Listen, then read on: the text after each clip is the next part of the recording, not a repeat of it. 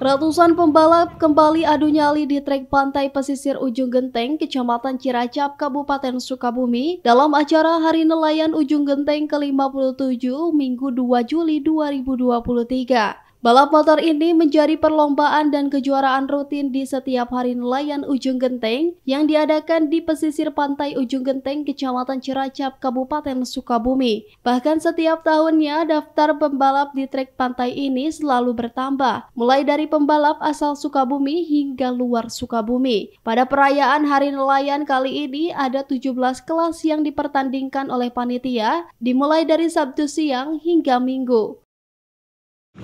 Pantai Ujung Genteng ini biasanya biar syukuran nelayan yang ke-57 biasanya diadakan setahun sekali. Ini kelas ada 17 kelas, biasa dominasi regulasi 130, 155, bebek dan metik. Sirkuit ini udah dipatenkan 3,4 kilo bolak-balik 3,4 kilometer. Keselamatan kita diutamakan, ya, safety pakaian sudah ikuti prosedur. Ya harapan sih ya mudah-mudahan para bisa melirik gitu ya, bahwa bisa mengangkat bahwa ini trek pantai itu sangat digemari.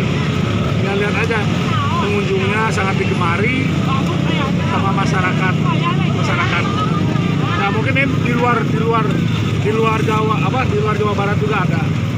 Dari Kecamatan Ciracap, Kabupaten Sukabumi, Indra Sopyan melaporkan.